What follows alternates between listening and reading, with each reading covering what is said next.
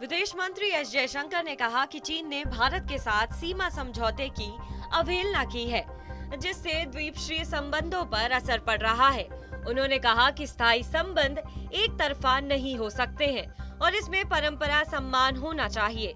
क्षेत्र के साथ समग्र द्वीपक्षीय संबंधों को बढ़ावा देने के उद्देश्य से दक्षिण अमेरिका की अपनी 6 दिवसीय यात्रा के पहले चरण में यहां पहुंचे जयशंकर ने शनिवार को यहां भारतीय समुदाय के साथ बातचीत के दौरान ये टिप्पणी की।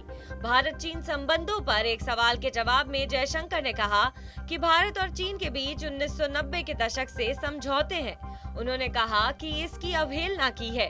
कुछ साल पहले गलवान घाटी में क्या हुआ था आप जानते हैं। उस समस्या का समाधान नहीं हुआ है और ये स्पष्ट रूप से प्रभाव डाल रहा है। जयशंकर ने कहा कि वे हमारे पड़ोसी हैं और हर कोई अपने पड़ोसी के साथ मैत्री के साथ रहना चाहता है।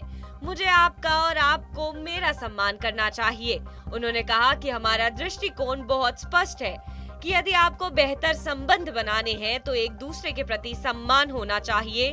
प्रत्येक के अपने हित होंगे और हमें एक दूसरे की चिंताओं के बारे में संवेदनशील होने की जरूरत है। जयशंकर ने कहा कि स्थायी संबंध एक तरफा नहीं हो सकते। हमें आपसी सम्मान और आपसी संवेदनशीलता की आवश्यकता है। पिछले सप्ताह बैंकॉक में जयशंकर ने कहा कि चीन ने सीमा पर जो किया है उसके बाद भारत और उसके संबंध अत्यंत मुश्किल दौर से गुजर रहे हैं।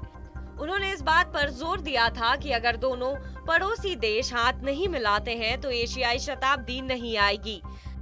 जयशंकर ने बैंकॉक में विश्वविद्यालय के हिंद प्रशांत का भारतीय दृष्टिकोण विषय पर व्याख्यान देने के बाद कुछ सवालों का जवाब देते हुए ये बात की थी। ब्राजील के अलावा जयशंकर अर्जेंटीना का दौरा करेंगे और ये विदेश मंत्री के रूप में दक्षिण अमेरिका क्षेत्र की उनकी पहली यात्रा है।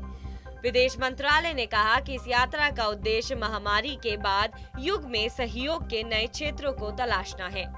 आपको हमारी खबर कैसी लगी कमेंट सेक्शन पर जरूर बताएं। देश और विदेश की तमाम बड़ी खबरों के लिए आप देखते रहिए TV9 डिजिटल।